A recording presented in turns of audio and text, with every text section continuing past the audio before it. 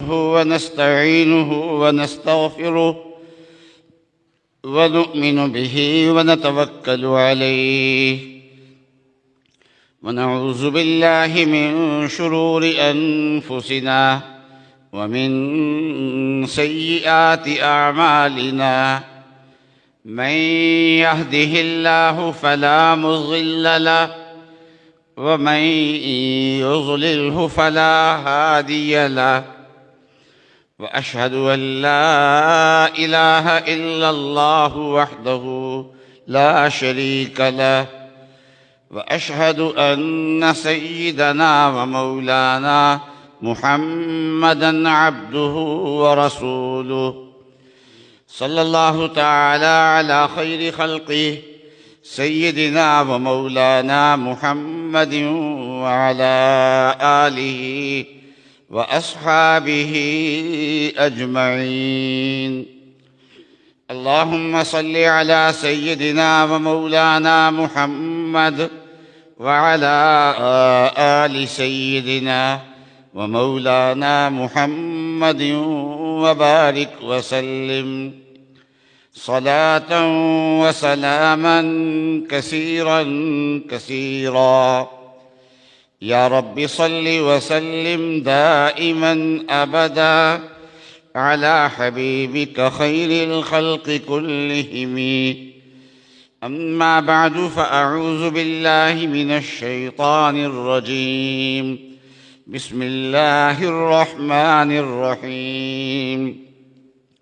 شهر رمضان الذي أنزل فيه القرآن هدى للناس وبينات من الهدى والفرقان، فمن شهد منكم الشهر فليصم، ومن كان مريضا أو على سفر فعدة من أيام أخر.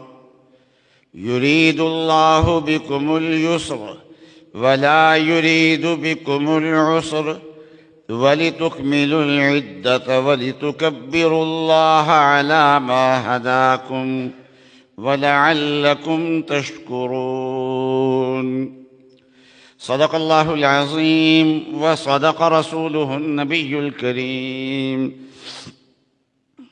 بزرگان محترم اور برادران عزیز، اللہ تبارک و تعالی نے سال میں ایک برکت والا مہینہ رمضان کا مہینہ عطا فرمایا ہے. اس رمضان میں جو اللہ تعالیٰ نے فریضہ ہم پہ عائد کیا ہے وہ روزے کا فریضہ ہے، اور اس روزے میں سے مقصد انسان کو بھوکا پیاسا رکھنا نہیں ہے، بلکہ انسان میں تقوی پیدا کرنا مقصود ہے کہ سال کے دوران میں غفلت کی وجہ سے تقوی میں اگر کوتاہی ہو گئی ہے تو اس کوتاہی کا تدارک اس مہینے میں کر لیا جائے، اور جو تقوی کی لین سے انسان اترا ہوا ہے وہ دوبارہ پٹڑی پہ چڑھ جائے، توبہ کر لے، لوٹ آئے اور اللہ کے راستے پہ دوبارہ آ جائے، تقوی کے راستے پہ دوبارہ آ جائے. جہاں حق تعالی شانہ نے رمضان کے مہینے میں روزے فرض کیے ہیں، اور نبی اقدس صلی اللہ علیہ وسلم نے فرمایا کہ اللہ نے روزے فرض کیے وَسَنَنْتُ لَكُمْ قِيَامَهُ، کہ میں نے رمضان میں قیام کو فرض قرار دیا ہے. تو اللہ تعالیٰ کا فریضہ روزے ہے، اور نبی اقدس صلی اللہ علیہ وسلم کی سنت رمضان کا قیام ہے. رمضان المبارک کے مہینے میں تراویح پڑھنا، قیام کرنا، قرآن پاک کی تلاوت کرنا، قرآن پاک پڑھنا، قرآن پاک سننا. یہ تو اس طریقے سے رمضان کے مہینے میں انسان کے دن بھی عبادت کے اندر گزرتے ہیں، اور راتیں بھی انسان کی روشن ہو جاتی ہیں، نماز سے روشن ہو جاتی ہیں، قرآن پاک پڑھنے سے روشن ہو جاتی ہیں. بعض لوگ ایسے ہوتے ہیں کہ بیماری کی وجہ سے یا عذر کی وجہ سے روزہ رکھنا ان کے لیے مشکل ہوتا ہے۔ بیماری ایسی، بعض بیماریاں تو ایسی ہیں کہ ان میں روزہ رکھنا سے بیماری کو اور فائدہ ہوتا ہے، صحت آتی ہے، وہاں تو روزہ رکھنا چاہیے۔ لیکن بعض بیماریاں ایسی بھی ہوتی ہیں کہ جن میں روزہ رکھنا انسان کے لیے مشکل ہوتا ہے، یا روزہ رکھنا تو مشکل نہیں ہوتا لیکن اس بیماری کے علاج کے لیے بار بار دوا لینی پڑتی ہے، تو دوا لینے کی وجہ سے روزہ وہ نہیں رکھ سکتا، تو حق تعالی شانہ نے اس میں آسانی پیدا فرما دی۔ کوئی آدمی فمن کان مریضا، کوئی تم میں سے آدمی مریض ہو، اور مریض میں یہ بھی داخل ہے کہ کوئی خاتون امید سے ہے اور روزہ رکھنے کی وجہ سے اس کو یا اس کے بچے کو تکلیف پہنچتی ہے، یا خاتون کی گود میں بچہ ہے اور وہ دودھ پیتا ہے اور روزے کے دن بڑے دن ہیں، گرمیوں کے روزے ہیں، اور ان میں روزہ رکھنے سے بچے کے دودھ میں کمی آتی ہے، اور یا ماں کا دودھ روزے کی وجہ سے گاڑھا ہو جاتا ہے اور بچہ اس سے بیمار ہوتا ہے، اس کا پیٹ اس سے خراب ہو جاتا ہے، تو یہ بھی بیماری کے حکم میں داخل ہے۔ تو کوئی آدمی بیمار ہو تو بیمار کو روزہ چھوڑنے کی اجازت ہے، اور اسی طریقے سے کوئی آدمی مسافر ہو تو مسافر کے لیے روزہ چھوڑنا جائز ہے، لیکن اگر روزہ رکھنے میں تکلیف نہ ہو پھر بھی روزہ چھوڑنا تو جائز ہے، لیکن یہ ہے کہ روزہ رکھ لے تو بہتر ہے۔ تو اگر بیماری کی وجہ سے روزہ رہ گیا ہے یا سفر کی وجہ سے روزہ رہ گیا ہے تو اس کا کیا کرے؟ فرمایا فَعِدَّةٌ مِّنْ أَيَّامٍ أُخَرَ کو اللہ پھر بعد میں ان دنوں کی گنتی پوری کر لے، جتنے روزے بیماری کی وجہ سے رہ گئے ہیں یا جتنے روزے سفر کی وجہ سے رہ گئے ہیں، ان روزوں کو بعد میں انسان مکمل کر لے۔ تو شریعت نے مشکل کی وجہ سے روزے میں سہولت دی ہے، جیسے روزہ رکھنا ایک مستقل فریضہ ہے اور یہ ہر فرد پہ فرض ہے، اسی طریقے سے رمضان المبارک کا احترام یہ مستقل ایک فریضہ ہے۔ یعنی ایک آدمی روزہ نہیں رکھ سکتا، اس کا مطلب یہ نہیں ہے کہ روزہ نہیں رکھا تو باہر سڑک پہ چلتا پھرتا جو ہے وہ کھاتا پھرے، یہ باہر چل رہا ہے اور چلتا پھرتا جو ہے وہ سگریٹ لگایا ہوا ہے اور لوگوں کے سامنے سگریٹ پی رہا ہے، تو شریعت نے روزہ نہ رکھنے کی اجازت دی ہے، لیکن رمضان کی بے احترامی کی اجازت نہیں دی۔ تو روزہ رکھنا مستقل فریضہ ہے جو عذر کی وجہ سے قضا ہو سکتا ہے، لیکن رمضان کا احترام کرنا یہ نہیں ہے کہ رمضان کا احترام بھی اس سے ساقط ہو جائے۔ تو اگر مریض بھی ہے تو اس کو بھی رمضان کا احترام کرنا چاہیے۔ عورتوں کے مخصوص ایام ہوتے ہیں تو مخصوص ایام میں روزہ نہیں ہوتا ان کا، تو کوئی عورت ظہر کے وقت پاک ہو گئی، غسل کر لیا، ظہر کی نماز اس نے پڑھ لی ہے، تو اب اس کا روزہ تو نہیں، اس لیے کہ صبح کا جو وقت تھا روزہ جب شروع ہو رہا تھا اس وقت اس کے اندر روزہ رکھنے کی اہلیت نہیں تھی، اس لیے روزہ تو اس کا شروع نہیں ہوا اور یہ روزہ نہیں بنا، لیکن دن کا جو باقی حصہ ہے اس حصے میں روزے کی طرح رہنا یہ اس کے ذمہ واجب ہے، اس کو رمضان کے دن کا احترام کرنا چاہیے۔ تو روزہ بے شک عذر کی، بیماری کے عذر کی وجہ سے چھوڑا ہوا ہے، سفر کے عذر کی وجہ سے چھوڑا ہوا ہے، یہ شریعت نے رخصت دی ہے، اس رخصت پہ عمل کر رہا ہے، لیکن اس کا مطلب یہ نہیں ہے کہ کھلے عام جو ہے وہ رمضان کی بے احترامی کی جائے اور رمضان کی بے حرمتی کی جائے، یہ ٹھیک نہیں۔ اور رمضان میں روزہ نہ رکھنا یہ بہت بڑا گناہ ہے، یہ اہم ترین فریضہ ہے اللہ تبارک و تعالیٰ کا۔ تو سوچتے ہیں کہ یہ دن کیسے گزرے گا، آج کل تو ویسے ہی دن چھوٹے آ گئے ہیں، اس لیے یہ دن جو ہیں وہ روزہ رکھنا سردیوں کے موسم میں تو ویسے ہی کوئی مشکل نہیں ہے، آسان ہے روزہ رکھنا۔ تو ان دنوں کے اندر روزہ چھوڑ دینا اور بھی زیادہ غضب کی بات۔ اور گرمیوں میں بھی دن بڑے بھی ہوں اور روزہ رکھنے سے تکلیف بھی ہوتی ہو، تو یہ تکلیف کس کے کہنے سے ہو رہی ہے؟ اللہ تعالیٰ کے کہنے سے ہو رہی ہے۔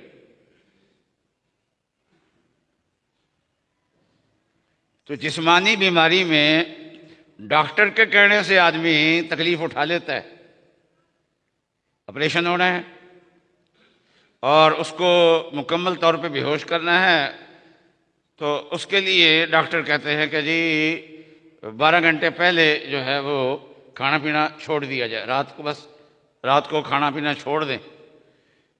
اب اس کا آپریشن تک کا جو وقت ہوتا ہے یہ دورانیہ ہوتا ہے، یہ دورانیہ روزے کے برابر تقریباً ہو جاتا ہے۔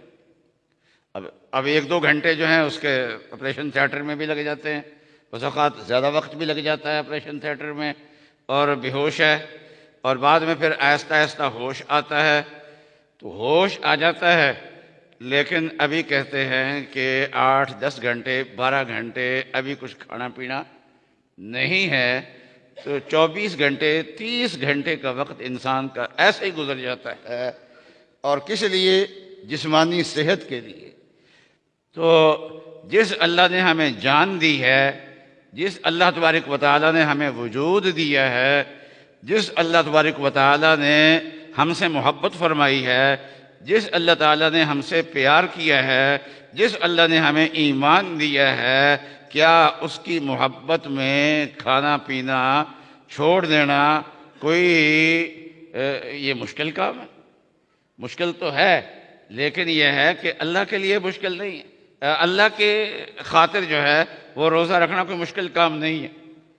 بہت سے لوگ میں نے دیکھا کہ یہ بڑے بڑے کلبوں میں، جناب کلب میں اور دوسرے میں، کہ گرمی کے موسم میں عصر کے وقت جو ہیں وہ اس طریقے سے کھیل رہے ہیں جس سے پتہ چلتا ہے کہ ان لوگوں نے روزہ نہیں رکھا۔ تو اللہ تعالیٰ نے وسعت دی، مال دیا، کھانے پینے کو دیا، ہمیشہ انہوں نے کھایا پیا اور اللہ کی نعمتوں سے مستفید ہوئے۔ اللہ میاں کہتے ہیں ایام معدودات، کہ یہ گنتی کے چند دن ہیں، زیادہ دن نہیں ہیں۔ تو گنتی کے چند دن جو ہیں یہ بھی اللہ کے کہنے سے کیا کھانا پینا ایک وقت کے لیے چھوڑا نہیں جا سکتا، ایک وقت تک کے لیے؟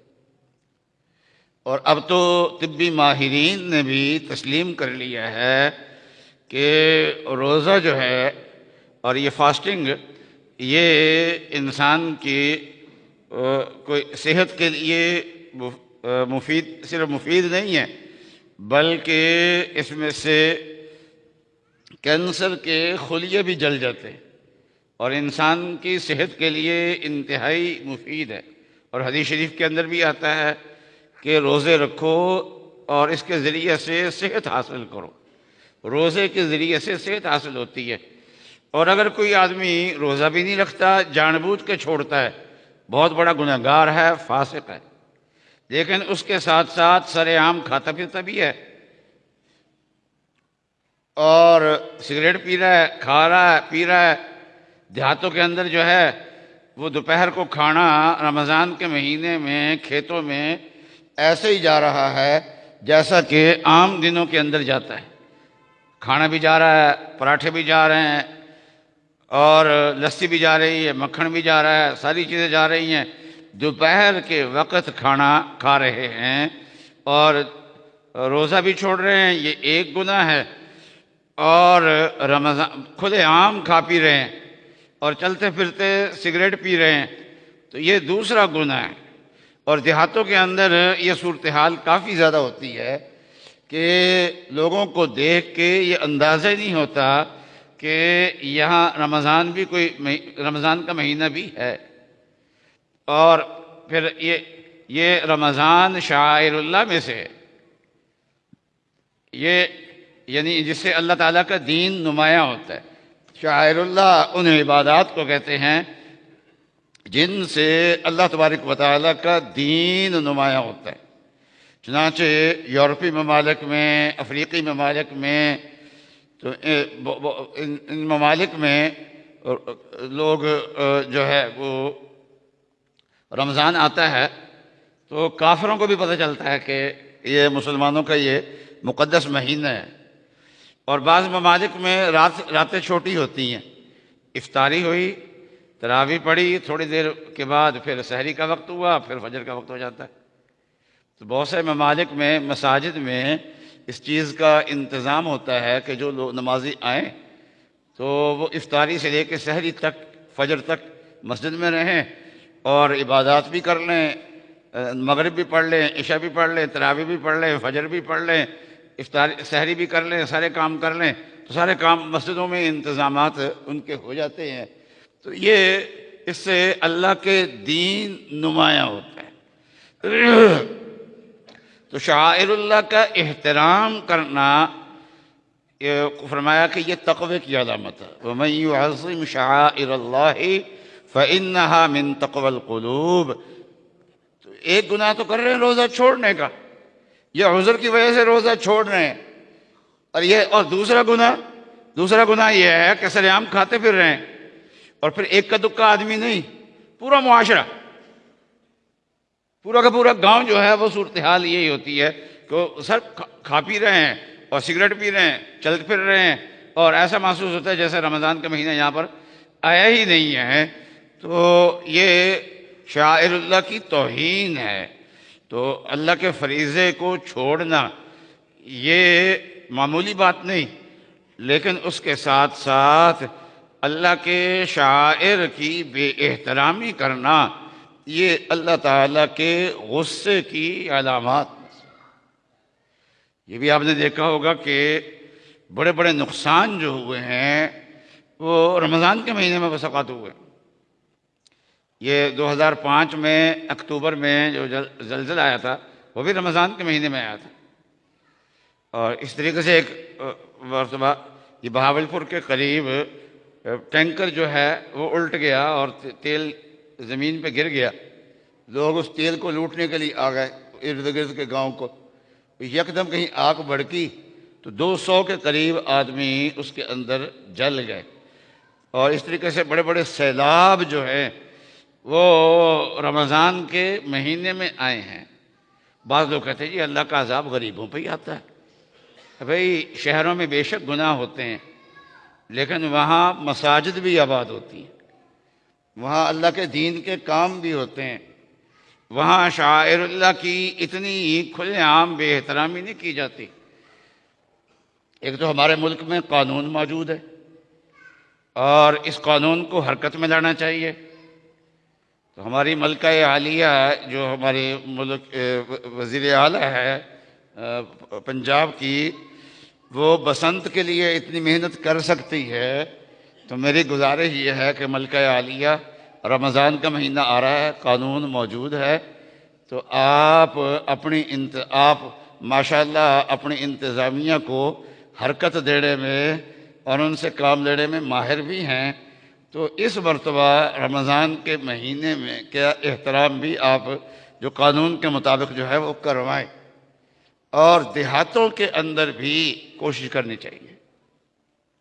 دیہاتوں میں جو چودھری لوگ ہیں، بڑے لوگ ہیں، پہلے تو دیہات میں 2 ہی طبقے ہوتے تھے، ایک زمیندار ہوتا تھا، دوسرا ان کا کام کرنے والے لوگ ہوتے تھے جن کو عرف میں کمی کہہ دیتے ہیں، لیکن ہمارے علماء نے کہا ہے کہ کمی کہنے کی بجائے معاون کہہ دو، یہ ہمارے معاون ہیں۔ تو یہ لیکن اب گاؤں میں ویسی آبادیاں بہت بڑھ گئی ہیں۔ اب وہ پہلے تھا چودھریوں کا اثر رسوخ ہوتا تھا، لیکن اب وہ رہا نہیں ہے۔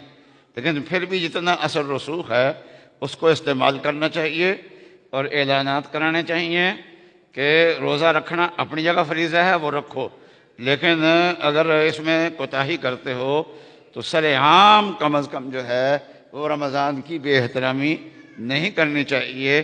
تو اللہ کے عذاب کو اور اللہ کے غضب کو دعوت نہیں دینی چاہیے۔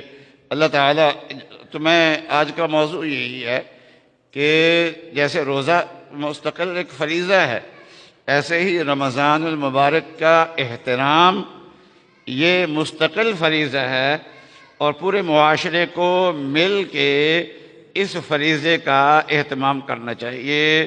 اللہ تبارک و تعالیٰ اس پہ عمل کرنے کی توفیق عطا فرمائے۔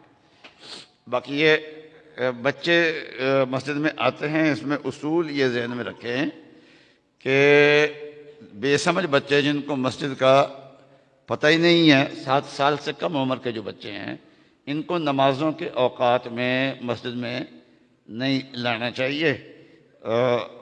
حدیث شریف میں آتا ہے کہ پاگلوں سے، بچوں سے اپنی مسجدوں کو صاف رکھو۔ تو اور جو بچے 7 سال کے ہیں یا بڑے ہیں تو کچھ ان کو سمجھ ہے تو ان کی انگلی پکڑ کے ساتھ لے کے آئیں، ان کو بچوں کو نہ بھیجیں بلکہ ان کو انگلی پکڑ کے ساتھ لے کے آئیں اور اپنے ساتھ بٹھائیں۔ مستحب یہ ہے کہ بچوں کی صف پیچھے ہو، لیکن بچوں کو بالکل اکیلے پیچھے کر دیا جائے جمعے کی نماز میں، کیونکہ مجمع زیادہ ہوتا ہے، ایک تو بچے شور کریں گے، اور دوسرا اس میں یہ ہوتا ہے کہ بچوں کے گم ہونے کا اندیشہ ہوتا ہے، بچہ گم بھی ہو سکتا ہے۔ اس لیے ایسی حالت میں بچوں کو اپنے ساتھ کھڑا کرنا چاہیے، بچوں کو لے کے آئیں، ساتھ کھڑا کریں۔ جو بچہ بڑوں کے بغیر آئے تو آئندہ ہم نظام بنائیں گے کہ اس کو باہر پارک میں بھیج دیں گے کہ وہاں جا کے کھیلے، اس کو آپ پارک میں چھوڑ دیں، وہاں کھیل لے، اور جب نماز سے فارغ ہوں تو اس کو ساتھ لے جائیں پھر اس کو۔ تو بہرحال بچے تو ہمارے پھول ہیں، لیکن یہ ہے کہ جو اللہ کے احکام ہیں ان کی اس کی ترتیب برقرار رکھنی چاہیے، وہ میں نے آپ کو بتا دی ہے۔ اللہ تبارک و تعالی عمل کی توفیق عطا فرمائے۔